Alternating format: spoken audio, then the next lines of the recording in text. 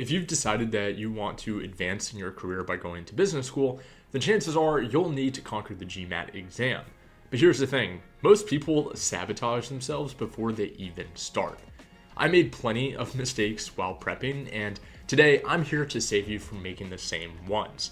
So in today's video, I'm going to break down the 3 things to avoid when studying for the GMAT. This guidance should be relevant for you whether you're a young professional like myself or still in college and looking to get a jump on your business school applications. This video is also sponsored by Target Test Prep, which has the best prep program on the market, but more on them later. For now, let's get into the video.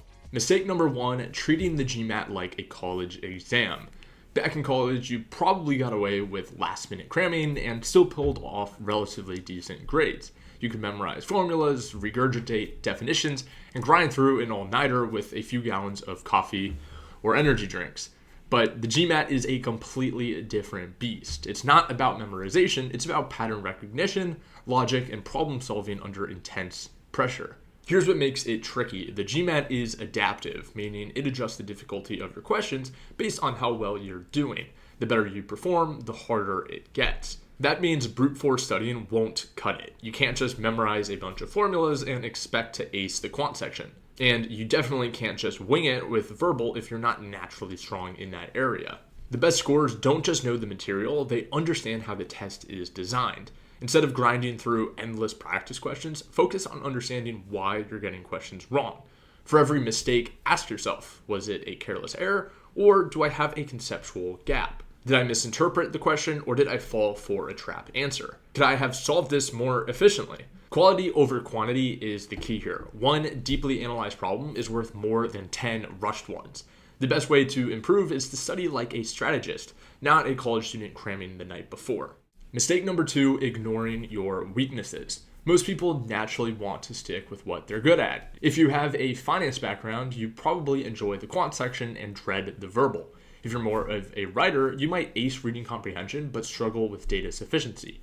The problem, the GMAT is all about balance. A perfect quant score won't save you if your verbal drags your overall score down, and the same is true vice versa. Business schools don't just look at one section, they evaluate your total score, and a weak area can bring down your percentile ranking dramatically. So instead of dodging your weak spots, attack them early on. If a certain section makes you break out in a cold sweat, put in the reps until you start seeing patterns. One of the best ways to improve quickly is to focus on high-impact topics. In Quant, mastering number properties and algebra will take you much further than spending weeks obsessing over combinations and permutations. In verbal, improving your understanding of parallelism and modifier errors will give you more bang for your buck than worrying about some obscure idioms.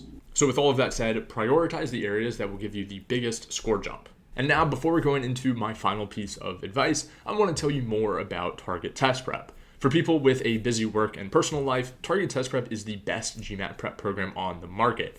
Not only do they provide flexible study plans based on your time horizon and goals, they also are compatible on mobile devices so that you can take your studying wherever your busy life takes you. This was perfect for me as I could keep up with my studying regardless of if I was traveling across the country for work or locked in at my apartment here in NYC. At this point, you probably already know that Target Test Prep is at the top of its class when it comes to its content. With more than 4,000 GMAT practice problems and 2,200 instructional videos, they give you all of the resources that you need to get an elite score. But in addition to just the materials, TTP also has some pretty impressive tech that sets it apart. First of all, TTP offers smart analytics that help you hone in on weak areas with robust data and error tracking, which helps you turn weaknesses into strengths. This tool lets you see your accuracy on each individual topic, as well as your average time per question and so much more.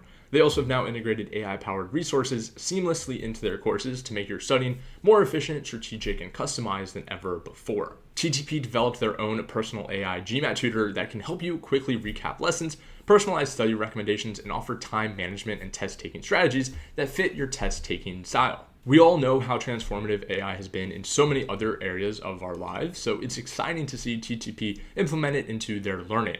If you want to learn more about Target Test Prep, I'll put a link to their site down below in the description. I definitely recommend checking it out. And now that we've discussed the most valuable tool for your GMAT journey, let's dive into my third piece of advice. Mistake number 3 is burning out before test day. Finance people love to grind. We treat work, networking, and even studying like a 24/7 hustle.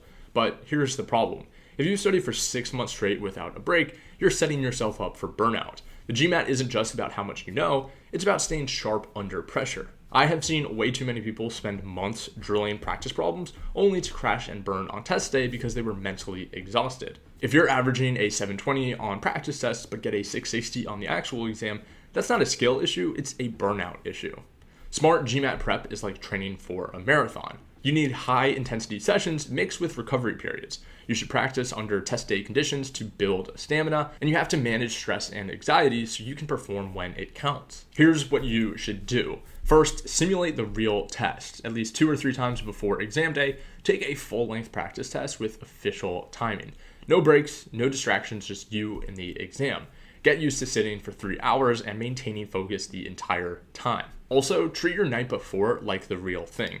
You want to ensure that your body and mind are in the best state possible. So approach the whole exercise like it's the real deal. Next, pace yourself. If you start studying 6 months in advance, build in off days and lighter weeks so that you don't burn out too early. And 3, get your timing down. The GMAT is as much a time management test as it is a knowledge test. If you're consistently running out of time, work on strategic skipping. It's better to guess on one question and have extra time for the next 5 than to rush and get them all wrong. And number 4, take care of yourself. It sounds obvious, but getting good sleep and exercising during your study period will do more for your mental sharpness than an extra 2 hours of practice problems at 2 a.m. At the end of the day, the GMAT is a game, and like any game, there's a strategy to winning.